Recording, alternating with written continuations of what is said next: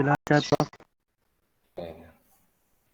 Saya mohon teman-teman mahasiswa selalu menjaga kesehatan ya.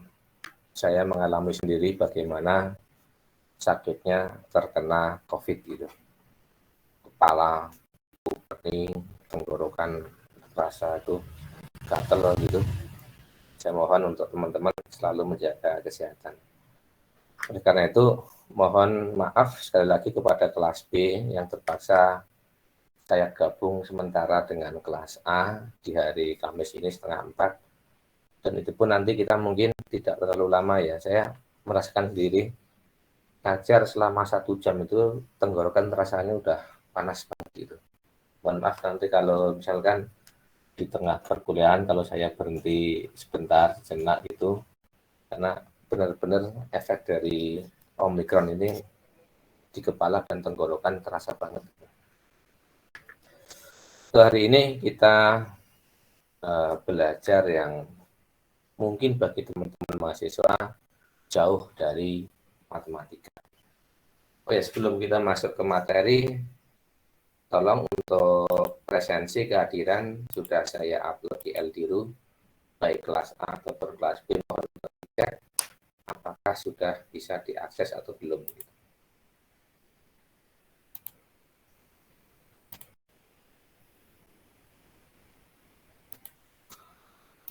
Untuk kelas B sudah bisa mengakses absennya, Mas, Mbak?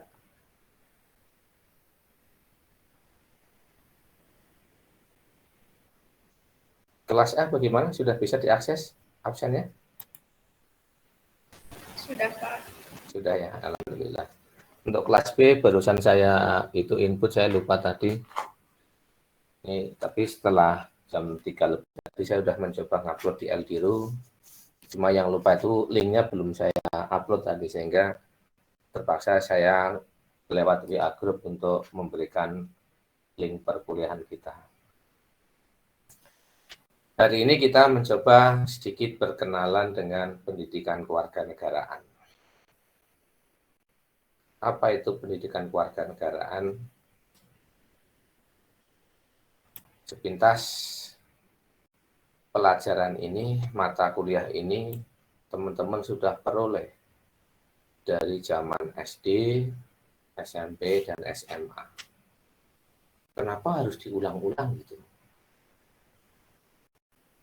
Ada beberapa hal yang mendasarinya. Yang pertama itu, memang itu tuntutan dari sistem pendidikan kita. Menurut Undang-Undang Nomor 20 Tahun 2003 tentang Sistem Pendidikan Nasional, kita itu mengenal ada 3 mata kuliah yang wajib diikuti oleh setiap mahasiswa di Indonesia. Yang pertama adalah pendidikan agama, yang kedua adalah bahasa Indonesia, yang ketiga pendidikan kewarganegaraan. Begitu pentingnya arti pendidikan kewarganegaraan bagi mahasiswa Indonesia.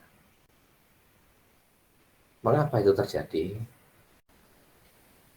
Akhir-akhir ini kita merasakan adanya gejolak yang bertujuan atau mengarah kepada disintegrasi bangsa, mengarah kepada perpecahan bangsa. Kita rasakan begitu kuatnya dalam 2 dekade terakhir ini, dalam 20 tahun terakhir ini, yang diangkat adalah isu agama.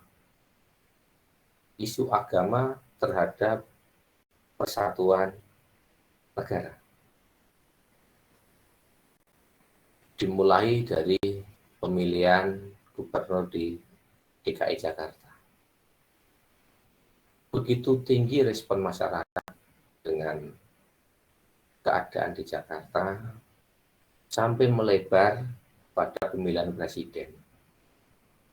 Kita merasakan sekali, begitu bangsa Indonesia hampir sekali terkoyak-koyak di situ.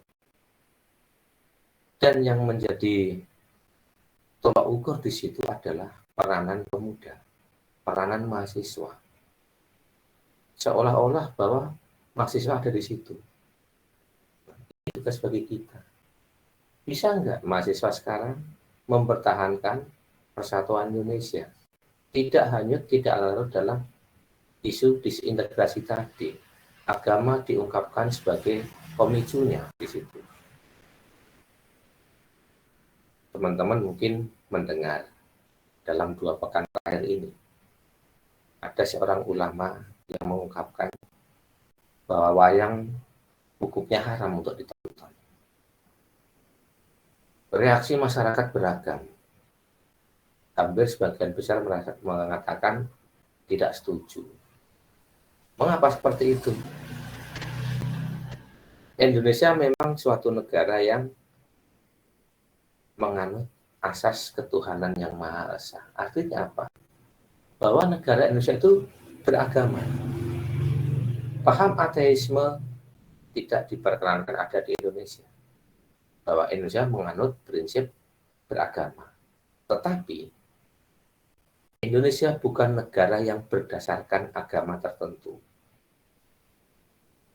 Ini perbedaan Indonesia dengan negara lain. Meskipun Indonesia adalah negara beragama, tetapi konteks kenegaraannya tidak berdasarkan pada suatu agama tertentu.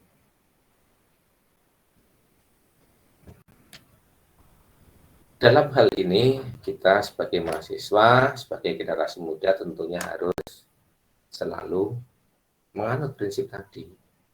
Jangan mengatasnamakan agama, tetapi sebenarnya itu adalah untuk kepentingan pribadi, untuk kepentingan politik tertentu. Agama merupakan suatu keyakinan, di mana pada saat kita menjalankan peribadahannya, itu dijamin oleh Undang-Undang Dasar sebagai konsekuensi dari hak asasi manusia. Jadi kalau ada seseorang dia katakan punya pendapat, yaitu untuk dia sendiri, bukan untuk yang lain, untuk dia dan pengikutnya. Tetapi jangan dipaksakan untuk orang lain, karena mereka tidak sama. Yang pertama tidak sama agamanya, yang kedua tidak sama budayanya. Gitu. Orang Timur Tengah tidak mengenal wayang, tapi wayang merupakan salah satu esensi budaya masyarakat Jawa. Islam masuk ke Jawa juga ada peranan penting dari wayang. Jadi kalau misalkan itu diharamkan, seandainya dulu zaman-zaman tokoh Wali Songo dia dengar sekarang, ya, pasti beliau merasa apa? Tersakiti hatinya, gitu kan? Itu adalah salah satu alasan mengapa kita harus belajar tentang konsep pendidikan kewarganegaraan. Kita kembali ke laptop.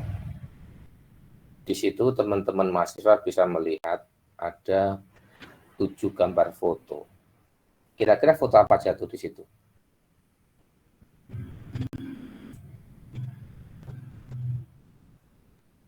Yang pertama ada foto Insinyur Soekarno. Yang kedua Jenderal Soeharto. Ketiga Profesor B.J. Habibie. Keempat Kiai Haji Abdurrahman Wahid. Kelima Megawati Soekarno Putri. Berikutnya adalah Susilo Bambang Yudhoyono. Terakhir di situ ada Joko Widodo. Ada 7 gambar foto Presiden Indonesia. Kira-kira ada lagi nggak di antara 7 tadi? Kalau ada yang bisa menjawab, saya beri nilai afektifnya sudah masuk. Kira-kira ada lagi nggak di situ?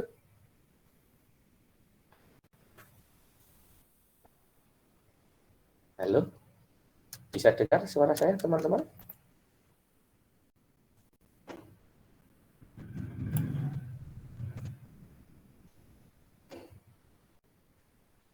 Suara saya bisa terdengar? Bisa terdengar, Pak. Bisa ya, tapi saya tadi takut nyari teman-teman kok nggak ada yang jawab ya, kirain mikrofon saya error lagi gitu loh. Ada 7 gambar presiden tadi. Kita mengatakan Soekarno adalah presiden pertama. Benar nggak?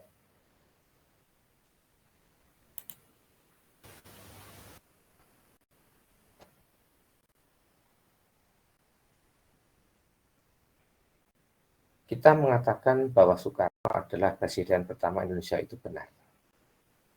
Pada saat pertama kali Soekarno-Hatta memproklamirkan kemerdekaan Indonesia tahun 1945 tanggal 17 Agustus. Saya bertanya kepada Mbak Nisa Triyulinda. Tanggal 17 Agustus 45 begitu sudah diproklamirkan, yang dikatakan oleh Soekarno-Hatta dia sebagai apa? Kalimat dari proklamasi itu apa, Mbak Nisa Triyulinda?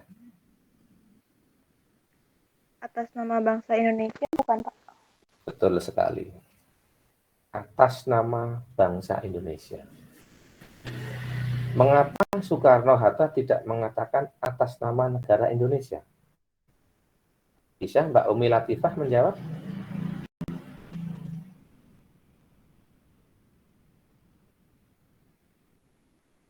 Iya, Pak. Mengapa pada saat proklamasi kemerdekaan Soekarno-Hatta mengatakan atas nama bangsa Indonesia, bukan mengatakan atas nama negara Indonesia? Kira-kira apa alasannya? Karena untuk memperjuangkan kemerdekaan Indonesia itu berasal dari semua elemen, ada rakyat, ada pahlawan juga. Jadi untuk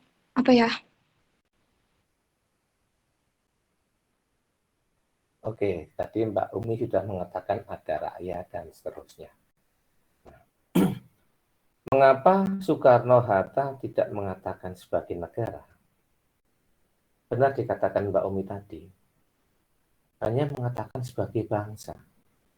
Indonesia pada saat itu terdiri dari berbagai bangsa, ratusan bangsa. Suku bangsa Sunda, ada Jawa, kemudian ada Aceh, dan seterusnya. Tanggal 17 Agustus, bangsa Indonesia menyatakan kemerdekaannya. Tetapi pada saat itu, negara Indonesia belum ada. Karena apa? Syarat dari suatu negara belum terpenuhi. Rakyat Indonesia sudah ada, yang terdiri dari berbagai bangsa tadi. Yang kedua, wilayahnya sudah ada. Wilayah Indonesia adalah bekas Hindia Belanda. Ada kata bekas Hindia Belanda. Itu mencakup wilayah dari Aceh, Sabang sampai Papua, Merauke. Kemudian syarat negara yang lain yaitu konstitusi.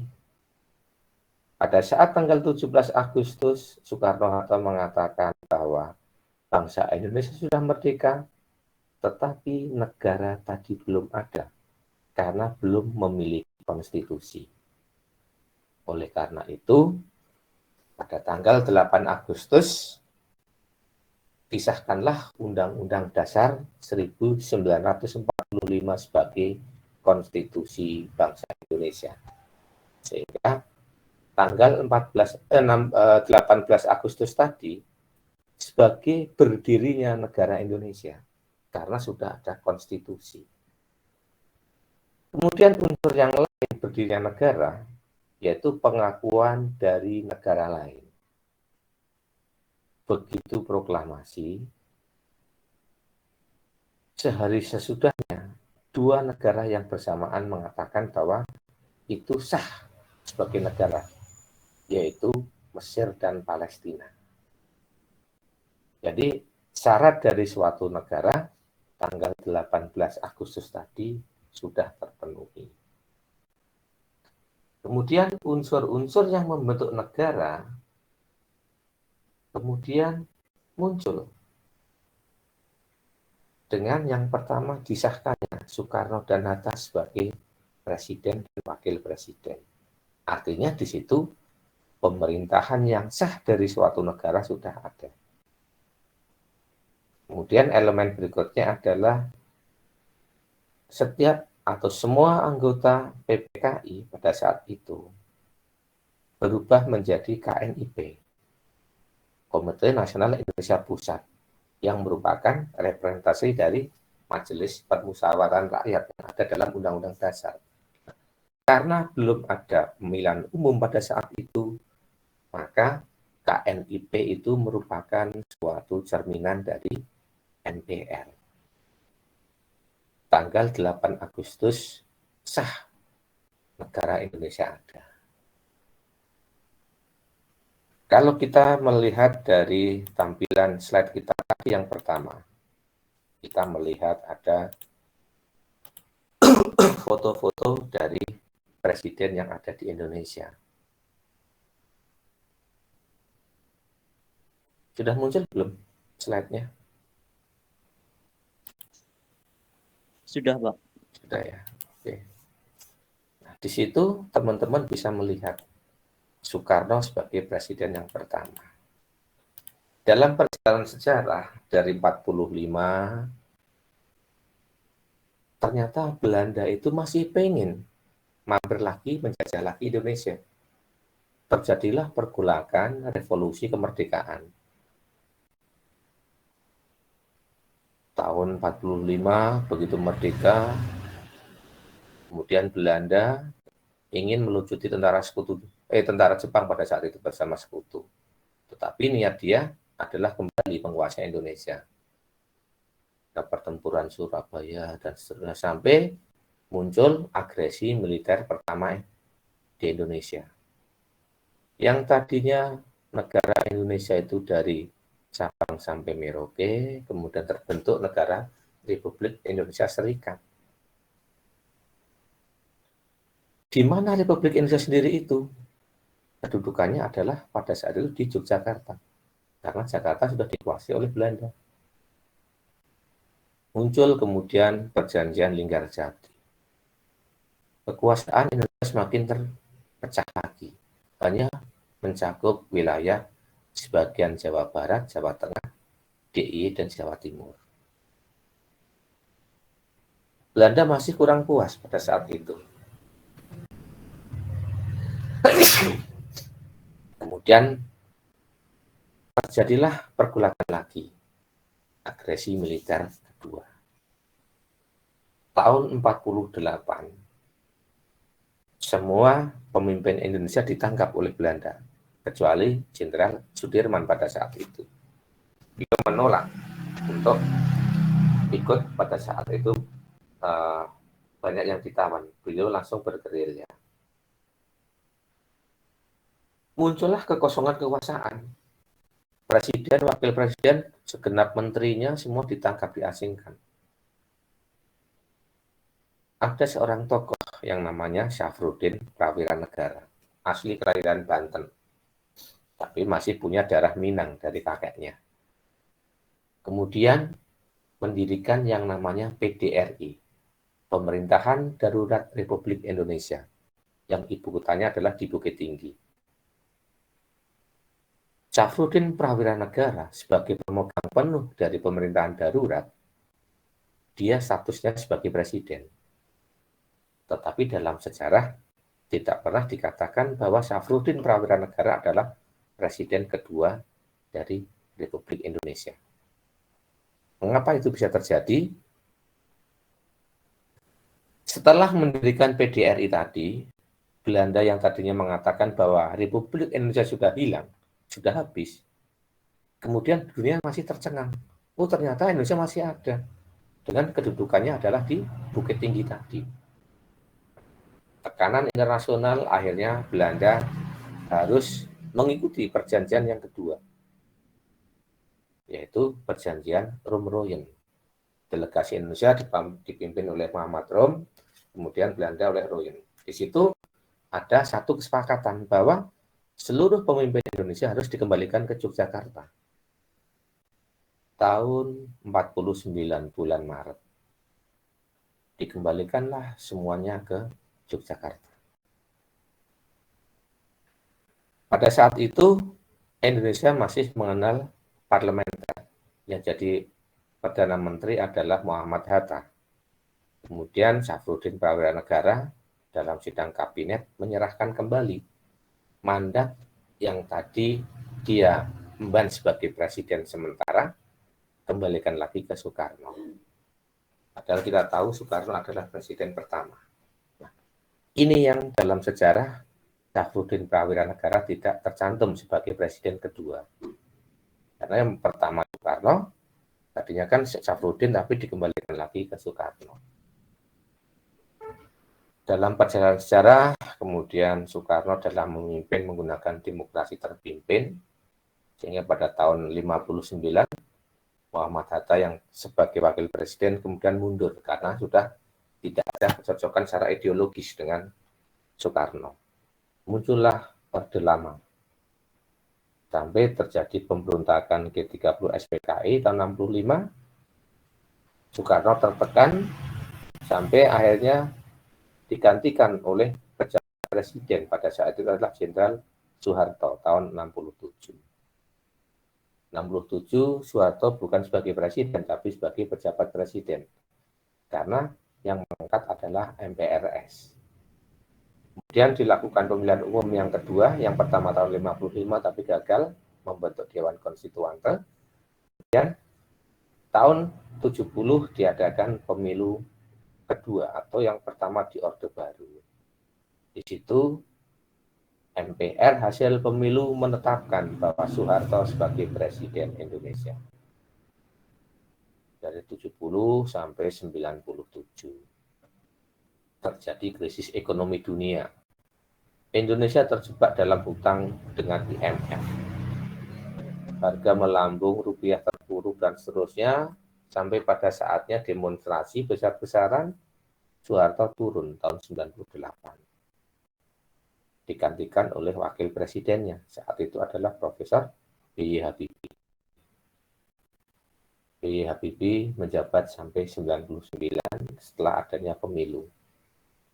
Dalam pemilu terbentuk MPR, saat itu yang menjadi pilihan MPR adalah Abdul Rahman Wahid atau Gus Dur jadi presiden. Pada saat terjadinya Kisruh 98 tadi, disintegrasi bangsa sangat terasa di situ. Perpecahan di mana-mana. Timur-Timur lepas. Hampir Sumatera juga begitu. Ada pergolakan, Kalimantan, dan seterusnya. Akhirnya kita berpikir, kalau itu sampai terjadi, Indonesia akan menyusul Yugoslavia. Yang pecah ada Bosnia, Herzegovina, Serbia, dan seterusnya. Atau mungkin Uni Soviet menjadi Rusia, Ukraina, dan seterusnya. Kemudian, untuk mengatasi perpecahan tadi, disitulah terjadi kesepakatan. Kita tidak lagi menggunakan beberapa unsur seperti yang ada di luar negeri tadi. Gus Dur hanya 2 tahun memimpin, kemudian proses politik yang pada saat itu sangat kental dengan disintegrasi, akhirnya Gus Dur mundur, digantikan oleh wakilnya Megawati.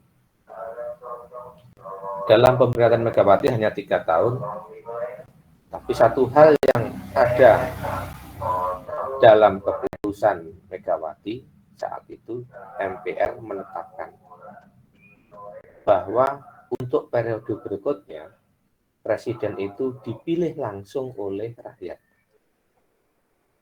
Proses Soeharto kemudian diganti Habibie sampai Abdul Rahman Wahid, presiden masih dipilih oleh MPR. MPR merupakan representasi dari rakyat Indonesia. Presiden yang pertama kali dipilih secara langsung oleh rakyat adalah SBY 2004 sampai 2014, 2 periode. Dalam konstitusi mengatakan bahwa Presiden Indonesia hanya menjabat 2 periode. Kemudian muncul presiden berikutnya yang ketujuh adalah Joko Widodo, juga 2 periode. Dari perjalanan tadi, berbagai masalah bangsa terjadi. Ada yang menjurus ke disintegrasi, ada yang keterpurukan ekonomi, kemudian ada terkungkungnya demokrasi, dan seterusnya. Di antara beberapa kasus tadi, satu hal yang menjadikan kesepakatan para pendiri bangsa, yaitu apa? Tentang cinta tanah air dan bangsa.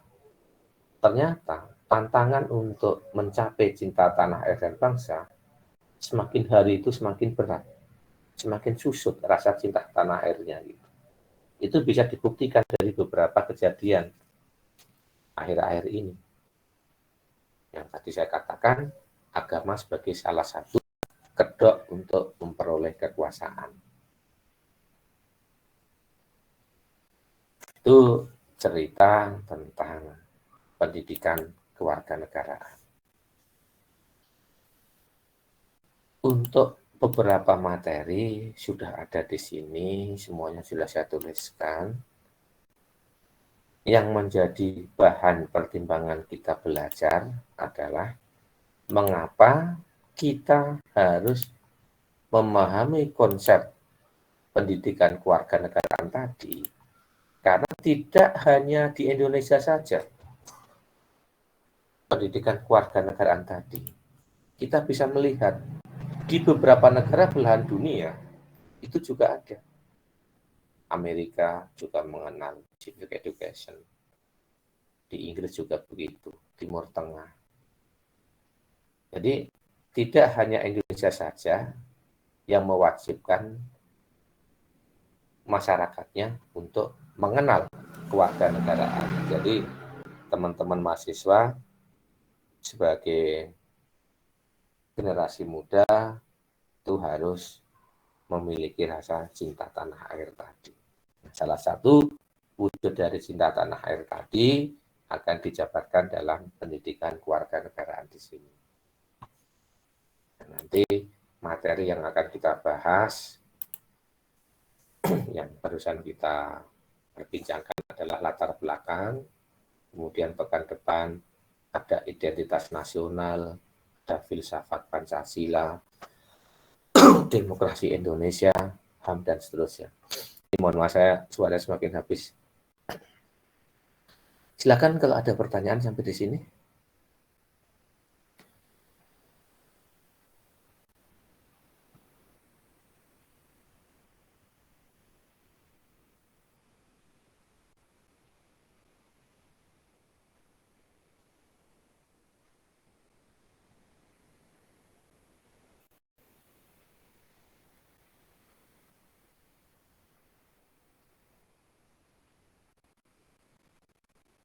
Oke, kalau tidak pertanyaan, mohon maaf sekali lagi untuk hari ini kita sampai sini dulu.